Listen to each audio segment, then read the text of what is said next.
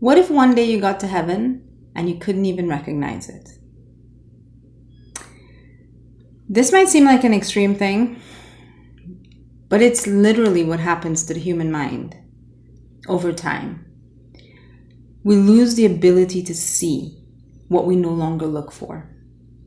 If you were constantly looking for hell, if I lifted you up right now and put you in heaven, you would not see heaven because you are looking for hell. There's a million different examples of this that I could give, but if I were to tell you to look for a red car, every single time that you're out or looking out the window, you'll see a red car. And you will believe that the world is full of red cars. You'll believe that there's some big decision that was made on a global level that created more red cars. But the truth is, you've just simply made up your mind to look for more red cars. And this applies for anything. Your eyes don't really care what they see. They see what you tell them to see. So whether you tell them to see something good or see something bad, they will see it. Your mind will register it. But the spiritual awakening process is about regaining control of your consciousness, of your awareness, of what you are aware of. Over the course of your life, you become unconscious in the sense that you fall under the hypnotic trance of your mind, and you start listening to your mind and only your mind. And your mind only has the ability to play back memories or to play memories in a different form called fears or anxieties about the future. Your mind doesn't come up with anything original and doesn't really tend to notice anything beautiful. Beauty is only noticed by the heart. That's something that I think is worth mentioning again. When you see something and you say, oh my God, that is so beautiful, you only experience that in your heart. You do not experience that in your mind. Your mind does not know how to experience beauty like that. It's just not what it does. So after a while, when you become unconscious, you fall asleep, you fall under the trance of the mind, you can only see memories of the past, pains, fears of those pains coming into the future. That's all you see. And during the spiritual awakening process, you become aware of your thought streams and you go, oh my God, I have been thinking about the same fears over and over. I don't call them fears. Sometimes I call them desires, but they're really just masquerading fears. And when you start to pull on that thread, you realize that your entire life is just a bunch of stuff that you're afraid of. Just a bunch of pains and hurts that you carry around with you. And the thing with that, going back to the analogy of the red car, is if you ask your eyes to see a red car, it will see a lot of red cars. So if you look for injustices, if you look for pains, disappointments, frustrations, traffic violations, unfairness, unethicalness, that is all you will see. Now, just to be clear, I'm not saying that those things don't exist. Of course they exist. We live in a world full of humans who have various habits. Negative things exist. But the problem with observing negative things is that if I give you something positive, you would not see it. You may be aware of this in older people because as they get older, it gets to be even harder if you're fully unconscious. Have you ever given an aunt or a granny or an older neighbor a beautiful birthday gift? And then they say, oh, well, is this the gift paper you chose? Or why did you spend so much? Or why did you buy this from that store? I don't like those people. They cannot see the beauty of the gift that you gave them. They can only see, you shouldn't have spent so much. You shouldn't have bought it here. You shouldn't have bought this. I don't have a place for this. Oh, that'll just take up space in my kitchen. I don't have the counter space for that. Why did you do it? And they can only give you negativity, even though some part of them is grateful for the gift. And even though they want to love and appreciate you, they just can't anymore because their mind has become so habituated to complaining that it's the only skill they have. You can stop this. Right? What you choose to think about is like a muscle in your body. And you can go to the gym and you can build the muscle that you want. You can do targeted training.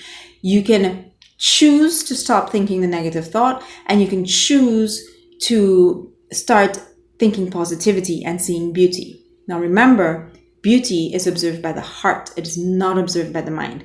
So what are you doing? You're training yourself to exist in your heart and not your mind. And I'm not talking about your organs here. I'm not talking about your beating heart, and I'm not talking about your brain. I'm talking about two planes of consciousness, two dimensions. If you've been following the channel, then you know that there are two ways of living. As a separate entity in your mind, I only point to your brain, but it's not in your brain. As a separate, fearful, weak, individual human being with a finite lifespan, or in the heart. And when I speak of the heart, I actually speak of the heart space, which is a capital H, and it is a dimension, and it is not your organ. It is a magical place of being where all of the universe exists, right? You have two ways of thinking. And if you want to perceive beauty, then you are telling your consciousness where it must abide. You are sending it back to the heart space, away from the individual who is hurt and traumatized. You are overcoming the grip of your traumas. So whatever happened to you in your childhood, it's creating things. It's creating addictions. It's creating insomnia. It's creating obsessions, compulsions. It's creating anger patterns, whatever. And you can spend a lot of time trying to control those reactions, or you can say, let me exist as a different being that doesn't need those reactions anymore.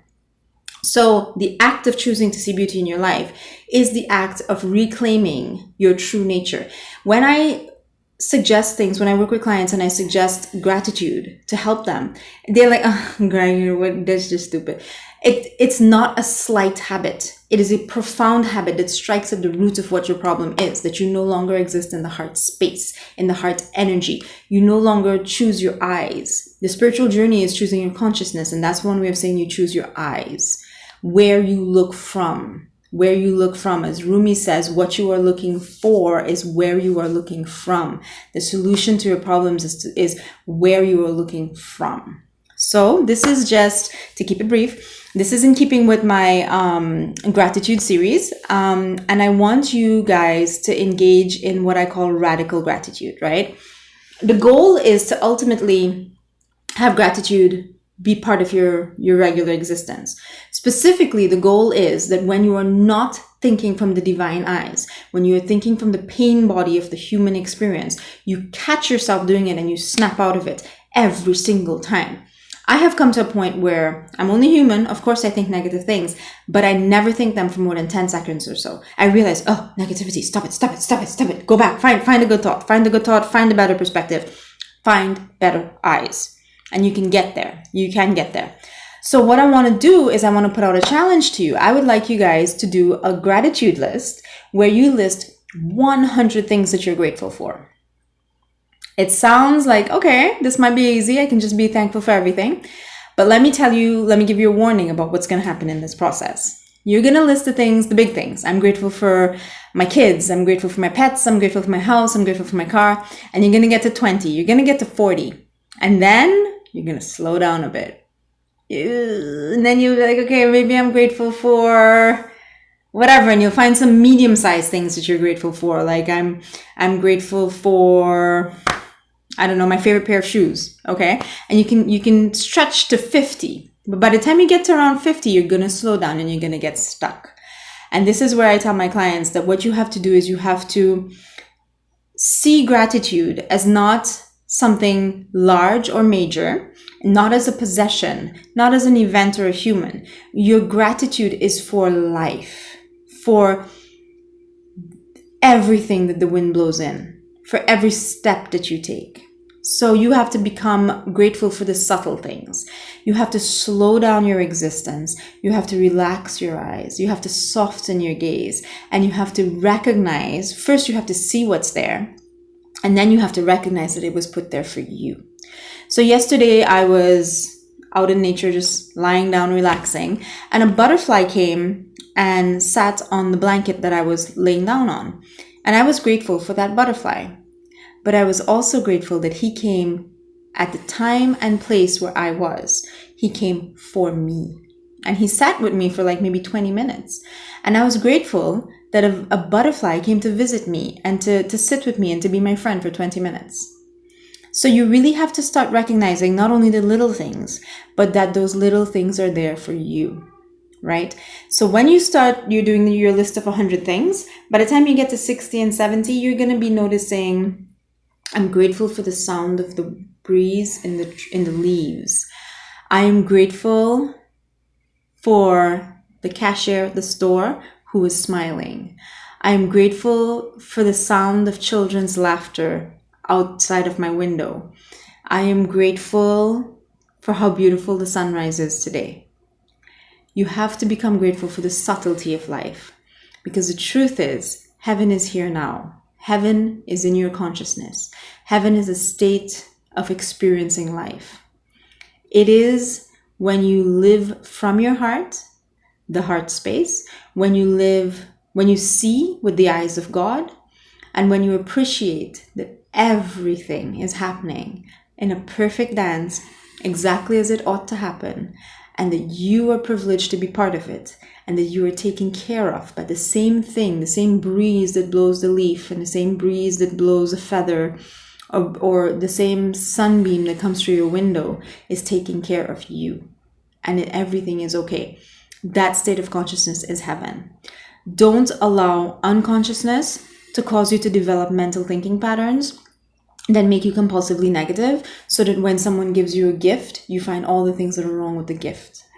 Recognize that life has given you the gift of life, the gift of awareness, the gift of being here and now, the gift of being able to hold the divine consciousness, the Christ consciousness, the consciousness of God, to exist in the dimension of heaven. But you choose not to see it because you choose to come down to this earth and complain as an individual who has been hurt. It is human nature. Do not be angry at yourself, because that's another mental trick. Just accept it and be aware of it. Recognize that this is what's happening.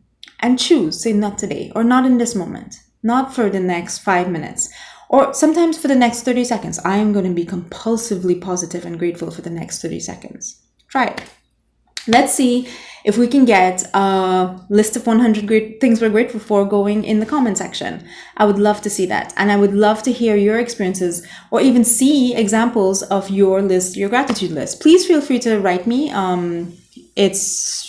What is it? It's mahadevispeaks@gmail.com. You can find it on my profile. If you click about, you'll find my email. You can send me your list if you like, or you can just paste your 5 favorite things that you came up with, gratitude items that surprised you, in the comment section. I would love to see that. And tell me how it changes you. Do this with your family. Do this with your kids. Do this with your spouse. Do this with your mom and dad. And recognize how it changes the space between the two people. That space is love, if you take time to recognize it. Please let me know how you understood this, how you like this, and how you're enjoying the teachings about gratitude.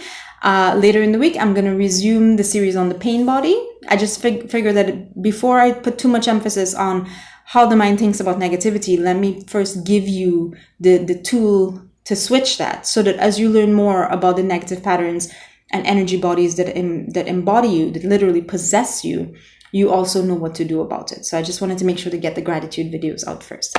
Thank you very much for your continued support, and I will see you again soon. Bye.